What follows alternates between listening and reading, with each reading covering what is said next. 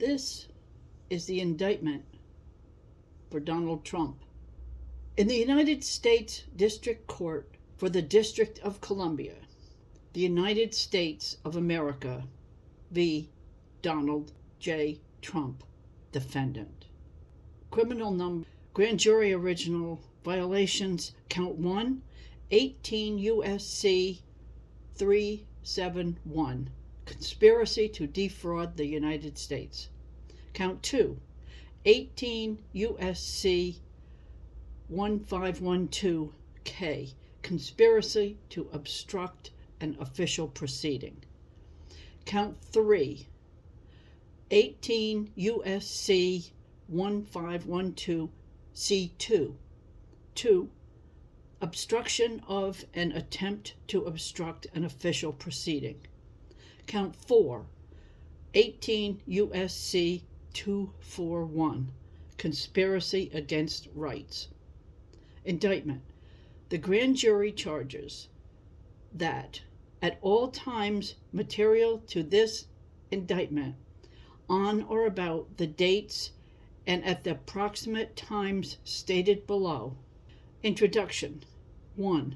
The defendant, Donald J. Trump, was the 45th President of the United States and a candidate for re-election in 2020. The defendant lost the 2020 presidential election. 2. Despite having lost, the defendant was determined to remain in power. So for more than 2 months following the election day on November 3rd, 2020, the defendant spread lies that there had been outcome determinative fraud in the election and that he had actually won. These claims were false, and the defendant knew that they were false.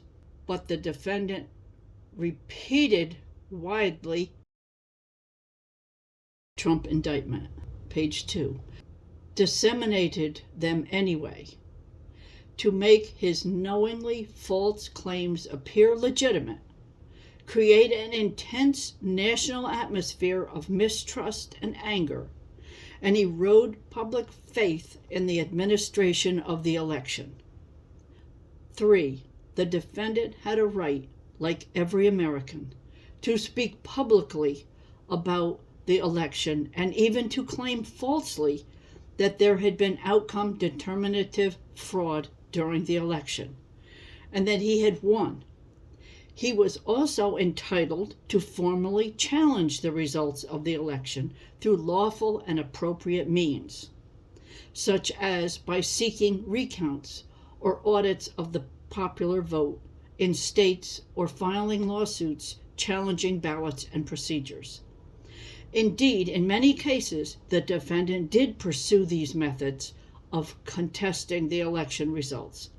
His efforts to change the outcome of any state through recounts, audits, or legal challenges were uniformly unsuccessful.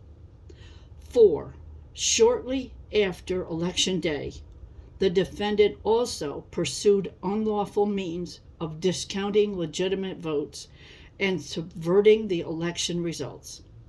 In so doing, the defendant perpetrated 3 criminal conspiracies. A conspiracy to defraud the United States by using dishonesty, fraud, and deceit to impair, obstruct, and defeat the lawful federal government function by which the results of the presidential election are collected, counted, and certified by the federal government in violation of 18 U.S.C. 371. B. A conspiracy to corruptly obstruct and impede the January 6 congressional proceeding at which the collected results of the presidential election are counted and certified, the certification proceeding, in violation of 18 U.S.C. 1512K, and C. A conspiracy against the right to vote and have one's vote counted in violation of 18 U.S.C. 241. Each of these conspiracies, which built on the widespread mistrust the defendant was creating through pervasive and destabilizing lies about the election fraud, targeted a bedrock function of the United States federal government, the nation's process of collecting, counting, and certifying the results of the presidential election, the federal government function. Trump Conspiracy Indictment, page 3. Count 1. Conspiracy to defraud the United States. 18 U.S.C. 173. Paragraph 5. The allegations contained in paragraph 1 through 4 of this indictment are relegated and fully incorporated by references. The conspiracy. Paragraph 6. From on or about November 14th, 2020, through on or about January 20th, 2021, in the District of Columbia and elsewhere, the defendant, Donald J. Trump, did knowingly combine, conspire, confederate, and agree with co-conspirators known and unknown to the grand jury to defraud the United States by using dishonesty, fraud, and deceit to impair, obstruct, and defeat the lawful federal government function by which the results of the presidential election are collected, counted, and certified by the federal government. Purpose of the conspiracy. Paragraph 7. The purpose of the conspiracy was to overturn the legitimate results of the 2020 presidential election by using knowingly false claims of election fraud to obstruct the federal government function by which those results are collected, counted, and certified. The defendant's co-conspirators. Paragraph 8. The defendant enlisted co-conspirators to assist him in his criminal efforts to overturn the legitimate results of the 2020 presidential election and retain power. Among these were A co-conspirator 1, an attorney who was willing to spread knowingly false claims and pursue strategies that the defendant's 2020 re-election campaign attorneys would not. B. Co-conspirator 2, an attorney who devised and attempted to implement a strategy to leverage the vice president's ceremonial role overseeing the end of page. Page 4 of the January 6th indictment. Certification proceeding to obstruct the certification of the presidential election. C. Co-conspirator 3, an attorney whose unfounded claims of election fraud the defendant privately acknowledged to others sounded crazy. Nonetheless, the defendant embraced and publicly amplified co-conspirator 3's disinformation. D.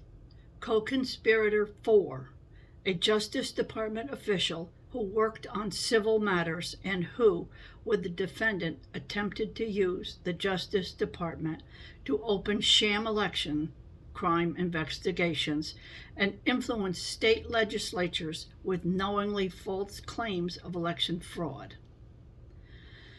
Co-conspirator 5, an attorney who assisted in devising and attempting to implement a plan to submit fraudulent slates of presidential electors to obstruct the certification proceeding. F. Co-conspirator 6, a political consultant who helped implement a plan to submit fraudulent slates of presidential electors to obtain the certification proceedings. The federal government function. Paragraph 9.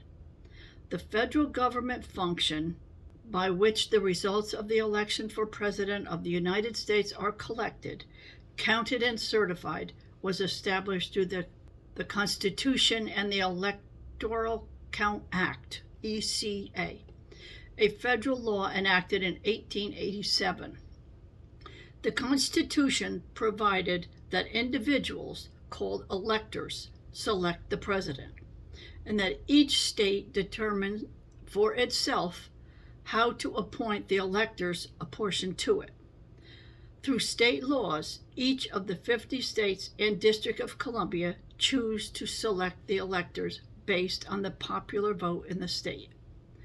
After Election Day, the ECA required each state to formally determine or ascertain the electors who would represent the state's voters by casting electoral votes on behalf of the candidates who had won the popular vote, and required the executive of each state to certify to the federal government that the identities of the electors. Then, on a date set by ECA, each state ascertained electors were required to meet and collect the results of the presidential election. That is, to cast electoral votes based on the state's popular vote, and to send the electoral votes along with the state's executives. Page 5 of the January 6th indictment. Certification that they were the state's legitimate electors to the United States Congress to be counted and certified in an official proceeding. Finally, the Constitution and ECA required that on the 6th of January, following Election Day, the Congress meet in a joint session for a certification proceeding, presided over by the Vice President as President of the Senate, to count the electoral votes, resolve any objections, and announce the results, thus certifying the winner of the presidential election as president-elect. The federal government function, from the point of ascertainment to the certification, is foundational to the United States democratic process, and until 2021 had operated in a peaceful and orderly manner for more than 130 years. Manner and means. Paragraph 10. The defendant's conspiracy to impair, obstruct, and defeat the federal government function through dishonesty, fraud, and deceit included the following manner and means. A. The defendant and co-conspirators used knowingly false claims of election fraud to get state legislators and election officials to subvert the legitimate election results and change electoral votes for the defendant's opponent, Joseph R. Biden, Jr., to electoral votes for the defendant. That is, on the pretext of baseless fraud claims, the defendant pushed officials in certain states to ignore the popular vote, disenfranchise millions of voters, dismiss legitimate electors, and ultimately cause the ascertainment of and voting by illegitimate electors in favor of the defendant. B.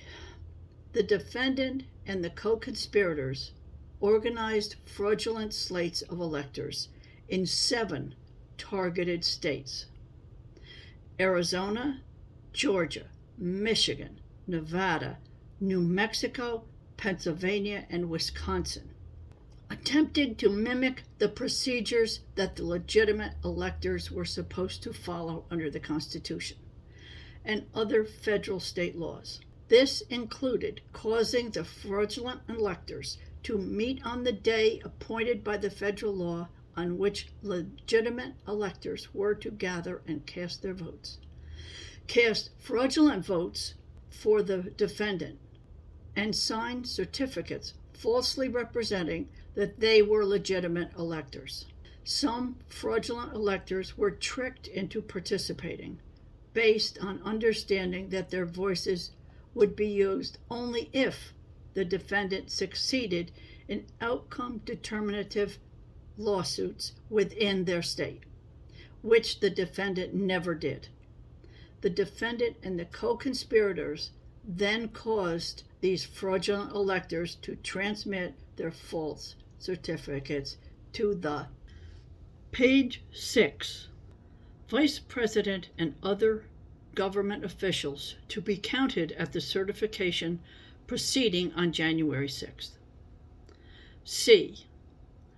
The defendant and co-conspirators attempted to use the power and authority of the Justice Department to conduct sham election crime investigations and to send a letter to the targeted states that falsely claimed that the Justice Department had identified significant concerns that may have impacted the election outcome. That sought to advance the defendant's fraudulent elector plan by using the Justice Department's authority to falsely present the fraudulent electors as a valid alternative to the legitimate electors.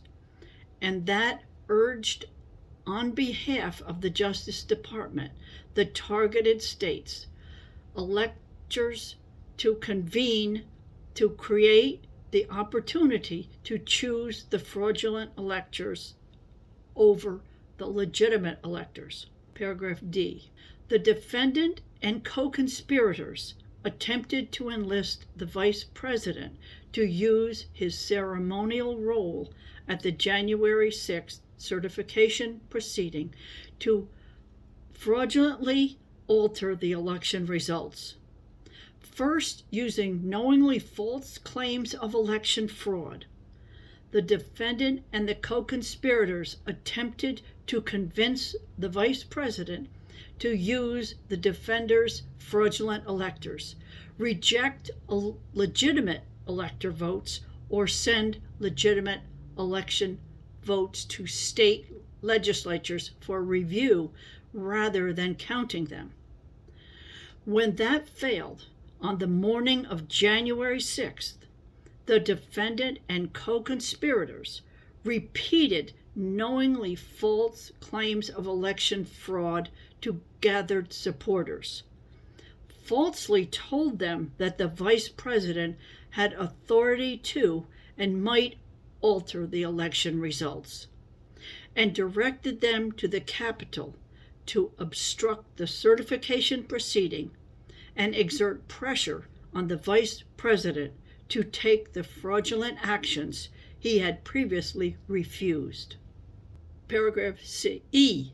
After it became public on the afternoon of January 6th that the Vice President would not fraudulently alter the election results, a large and angry crowd, including many individuals whom the defendant had deceived into believing the Vice President could and might change the election results, violently attacked the Capitol and halted the proceeding. As violence ensued, the defendant and co-conspirators exploited the disruption by redoubling efforts to levy false claims of election fraud and convince members of Congress to further delay the certification based on those claims.